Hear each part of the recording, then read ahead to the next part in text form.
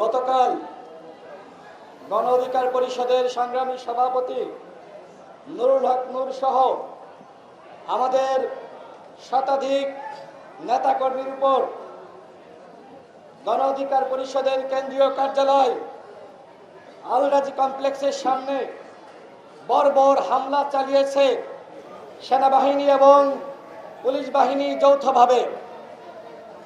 আমরা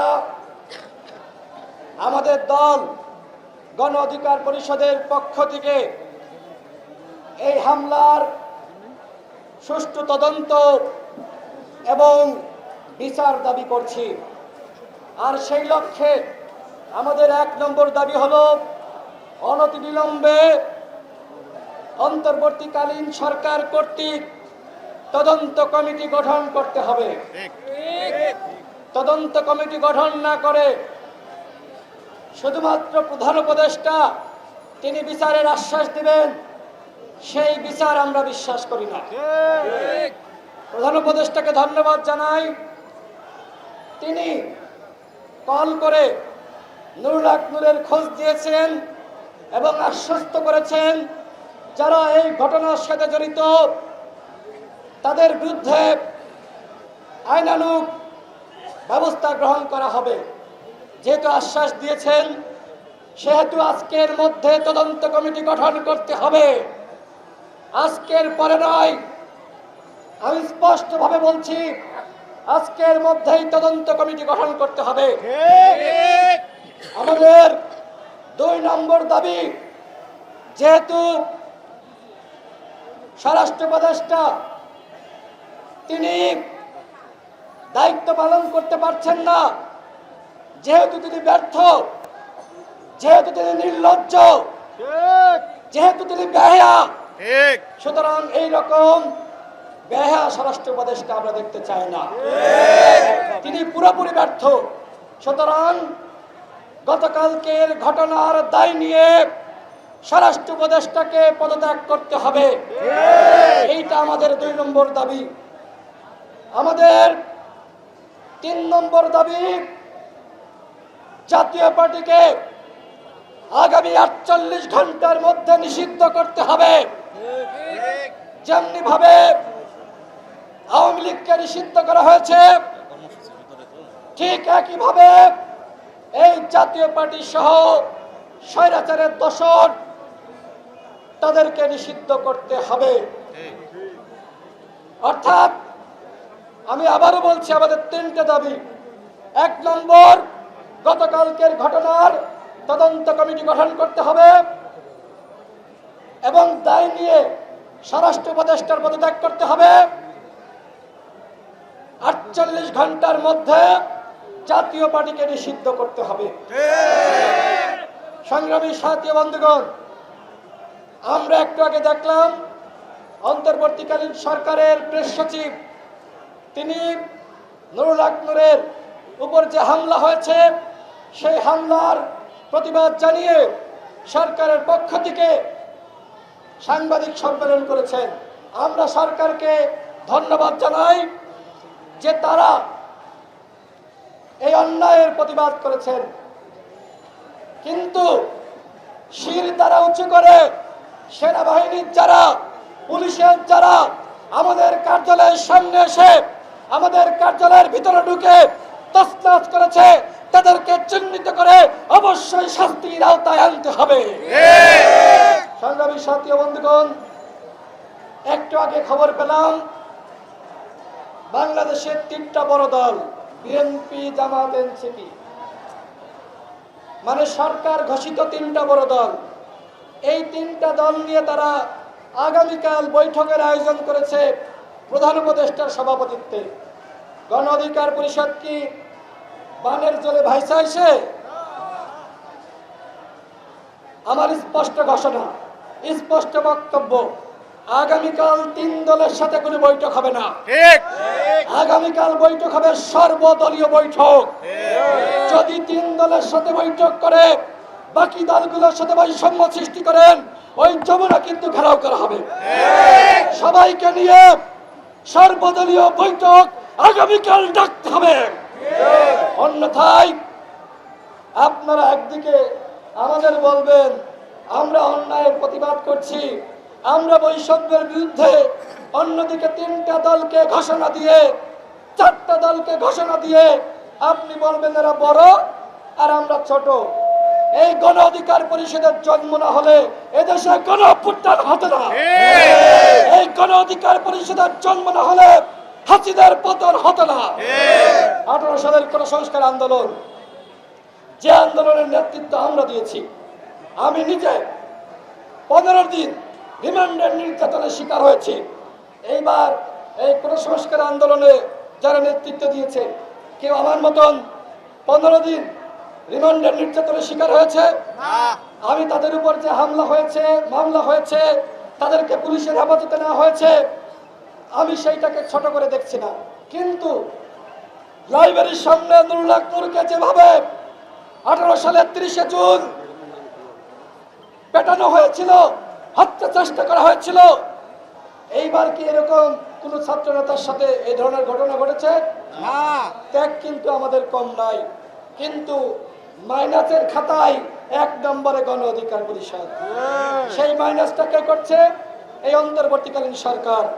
আমি এই 3 দলকে ছোট করছি না, এটা সরকারের দায়িত্ব সবাইকে নিয়ে বৈঠকের আয়োজন করা। এত বড় ঘটনার পরে আপনারা জাতীয় পার্টিকে নিষিদ্ধ করার সিদ্ধান্ত নেবেন, 3টা দলের সাথে বসবেন, বাকিরা কি দল না? বাকিদের পছন্দ হয় না? বাকিদের চেহারা সুরত খুব খারাপ, তাই না? স্পষ্ট ঘোষণা, জাতীয় সংলাপ আগামীকাল ডাকতে হবে, প্রত্যেকটা দলকে নিয়ে সেই সংলাপ করতে হবে। ডিজাইন, এলিগেন্স, বিউটি, সেরা পণ্য সবার জন্য জেভিকো। নতুবা যমুনা ঘেরাও করা হবে, যমুনার সামনে গণ অধিকার পরিষদ অবস্থান করবে। কোন বৈষম্য বাংলাদেশে আমরা হতে দিব না। সংগ্রামী সাথী ও বন্ধুগণ, সাংবাদিক ভাইরা আমার কাছে জানতে চেয়েছেন যে গতকাল লাল শার্ট পরিহিত যে ব্যক্তি আমাদের উপরে হামলা করেছে, তার নামটি যেহেতু আমরা সামাজিক যোগাযোগ মাধ্যমে প্রকাশ করেছি, আমাকে খুব গুরুত্বপূর্ণ জায়গা থেকে এই তথ্য দেওয়া হয়েছে এবং সেই তথ্য আমি ডিএমপি কমিশনারকে পাঠিয়েছি। আমি তাকে পাঠিয়ে স্পষ্টভাবে বলেছি এই সন্ত্রাসকে গ্রেপ্তার করতে হবে। ডিএমপি কমিশনার আমাকে বলেছেন যে তাকে তারা গ্রেপ্তার ইতিমধ্যে করেছে। কতটুকু সত্য কতটুকু মিথ্যা বলতে পারবো না, কিন্তু আমাকে বলা হয়েছে তার বিরুদ্ধে ব্যবস্থা নেওয়া হচ্ছে।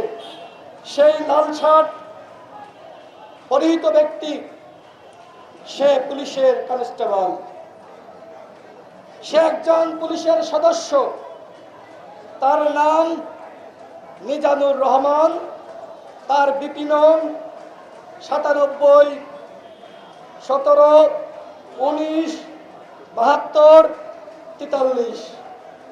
সে নুরুল হক নূরের উপর হামলা করে নাই।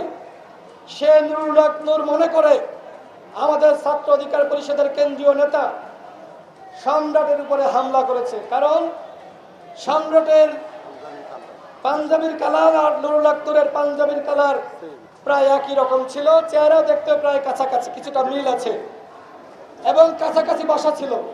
এই পুলিশের সন্ত্রাস সেইভাবে হামলা চালিয়েছে। মিজানুর রহমান তার নাম। আমরা ডিএমপি কমিশনারকে বলতে চাই, আপনারা কি ব্যবস্থা নিয়েছেন সেটি আপনারা বিবৃতি দিয়ে আপনারা প্রচার করুন, প্রকাশ করুন। পুলিশের মধ্যে এইরকম মিজানুর রহমানদের মতন হয় না সন্ত্রাস, এদেরকে আমরা কোনোভাবেই থাকতে দিতে পারি না। আমরা বারবার বলছি পুলিশের সংস্কার করতে হবে। আমরা বারবার বলছি প্রতিরক্ষা সংস্কার কমিশন গঠন করতে হবে।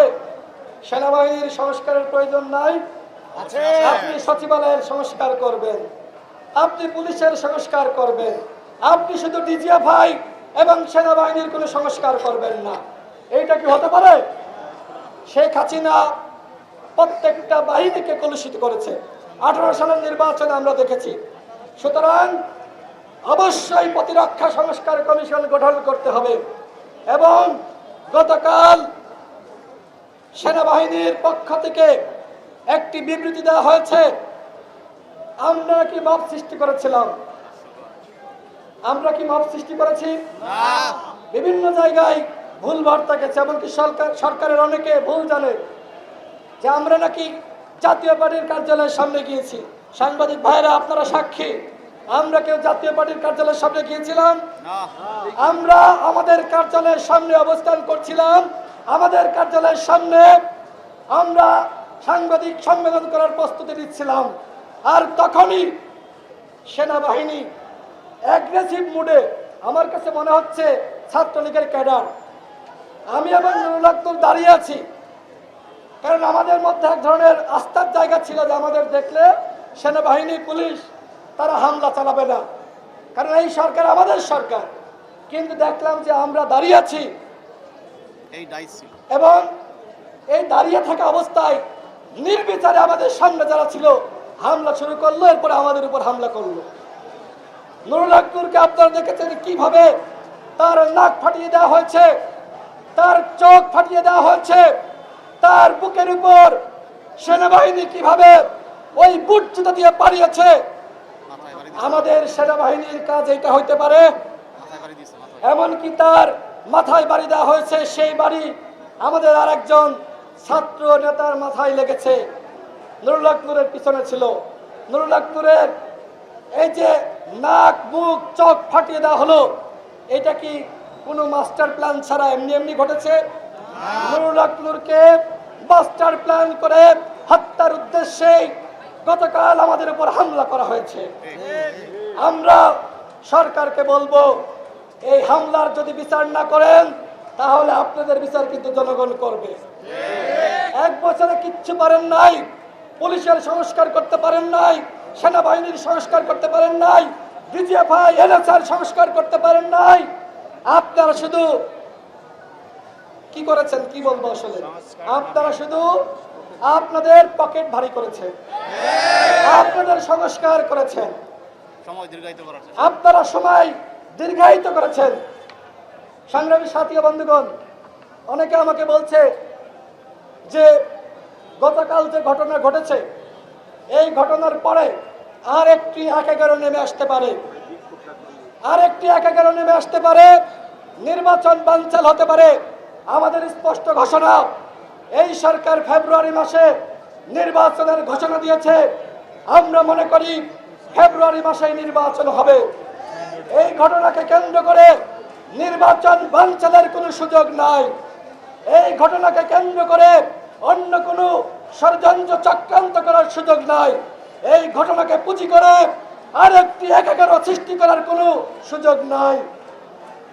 আমাদের সভাপতির উপর হামলা হয়েছে এবং এর প্রেক্ষিতে প্রতিবাদ জানিয়ে বিএনপির ভারপ্রাপ্ত চেয়ারম্যান জনাব তারেক রহমান বিবৃতি দিয়েছেন, বিএনপির সংগ্রামী মহাসচিব মির্জা ফখরুল ইসলাম আলমগীর বিবৃতি দিয়েছেন, জামাতের আমির বিবৃতি দিয়েছেন, ইসলামী আন্দোলনের আমির বিবৃতি দিয়েছেন, এনসিপির পক্ষ থেকে বিবৃতি দেওয়া হয়েছে, বাংলাদেশের অন্যান্য মধ্যপন্থী দল, ইসলামিক দল, বাম দলগুলোর পক্ষ থেকে বিবৃতি দেওয়া হয়েছে এবং অনেকে ইতিমধ্যে নুরুল আক্তারকে দেখতে গিয়েছেন, অনেকে সমাবেশ করে প্রতিবাদ জানিয়েছে। আমরা গণ অধিকার পরিষদের পক্ষ থেকে ফ্যাসিবাদ বিরোধী সকল শক্তিকে ধন্যবাদ জানাচ্ছি যে নুরুল আক্তারের উপর যে হামলা হয়েছে, এই হামলার প্রতিবাদে আপনারা রাজপথে নেমে এসেছেন। আজকেও জামাত ইসলাম বিক্ষোভ করেছে, গতকাল এনসিপি বিক্ষোভ করেছে, আর অনেকে আগামীকাল পরশু বিক্ষোভ করার ঘোষণা দিয়েছে। এইবার সুযোগ এসেছে আমাদেরকে এক হওয়ার। গণ অধিকার পরিষদের পক্ষ থেকে আজকে আমরা জাতীয় ঐক্যের আহ্বান করছি। জাতীয় ঐক্য ছাড়া মুক্তি নাই। বিভাজিত হয়ে আপনারা দেখেছেন কিভাবে আমাদেরকে আলাদা আলাদা করে আজকে আমাদেরকে মার দেওয়া হচ্ছে, আমাদেরকে হত্যা চেষ্টা করা হচ্ছে। সুতরাং গণ অভ্যুত্থানের শক্তি বিএনপি, গণ অধিকার পরিষদ, এনসিপি, জামাত ইসলাম, ইসলামী আন্দোলন সহ আমরা যারা একসাথে লড়াই করেছি, আমরা যদি বিভক্ত হই, আমরা যদি আজকে একে অপরের বিরুদ্ধে নিষেধগার করি, তাহলে ওই দিল্লিতে বসে শেখ হাসিনা যে ষড়যন্ত্র করছে, চক্রান্ত করছে, এবং এদেশে বসে ওই জাতীয় পার্টি যে চক্রান্ত করছে, এদেশের দ্বিতীয় ভাই যে চক্রান্ত করছে সেইটা কিন্তু সফল হবে। চাপার ঘাড়ে চড়ে আপা কিন্তু ফিরে আসবে। সুতরাং এই ফাঁসিবাদকে প্রতিহত করা, হাসিনাকে যেভাবে দিল্লি পাঠানো হয়েছে ঠিক একইভাবে হাসিনার ফাঁসিবাদকে দিল্লি আমাদেরকে পাঠাতে হবে। আর সেজন্য দরকার একতা। আমরা এই ফাঁসিবাদ বিরোধী শক্তিকে এক এবং ঐক্যবদ্ধ থাকার আহ্বান জানাচ্ছি। সর্বশেষ বলবো, আমাদের এখন একটি বিক্ষোভ মিছিল হবে। আচ্ছা, অনেক সাংবাদিক পরে এসেছেন, যে কারণে কর্মসূচির আবারও ঘোষণা করতে বলছেন। আমি আবারও 1 মিনিটে কর্মসূচির ঘোষণা করছি। আমরা আবারও কর্মসূচির ঘোষণা করছি। আজকের মধ্যে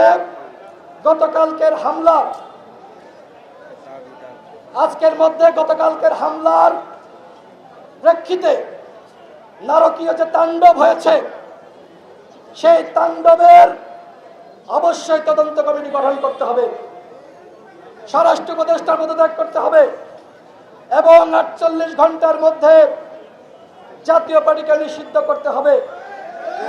আমরা এখন একটি বিক্ষোভ মিছিল করব এবং এই মিছিল হবে শান্তিপূর্ণ। কেউ কোনো উস্কানিতে হাতে পা দিবেন না। আমরা একটি রাজনৈতিক দল, আমরা এদেশের আইনে বিশ্বাস করি, আমরা দেশের শান্তিতে বিশ্বাস করি। সুতরাং আমাদের যে নির্দেশনা, আমরা যেদিকে যাব আমাদেরকে ফলো করবেন। অনেকে মিছিলের মধ্যে ঢুকে নানান ধরনের চক্রান্ত করতে পারে, আপনার ডাইনে বায়ে সামনে পিছনে খেয়াল রাখবেন। আমরা আমাদের দাবি জানাচ্ছি সরকারের কাছে, আমরা এই সরকারকে যেমনিভাবে আওয়ামী লীগকে নিষিদ্ধ করার বিষয়ে আমরা সরকারকে বাধ্য করেছি, ঠিক একইভাবে জাতীয় পার্টি সহ 14 দলের দোসর তাদেরকে নিষিদ্ধ করার ব্যাপারে আমরা সরকারকে চাপ সৃষ্টি করতে চাই এবং সরকারকে বাধ্য করতে চাই। সুতরাং আপনারা শান্তিপূর্ণ থাকবেন। আমরা আমাদের বিক্ষোভ মিছিল নিয়ে এখন পল্টনের দিকে যাব। কেউ কোনো উস্কানিতে ফাঁদে পা দিবেন না। আমরা এদেশের আইনের শাসনে বিশ্বাস করি, এদেশের গণতান্ত্রিক আন্দোলনে বিশ্বাস করি। আমরা পল্টনের দিকে বিক্ষোভ মিছিল নিয়ে যাব।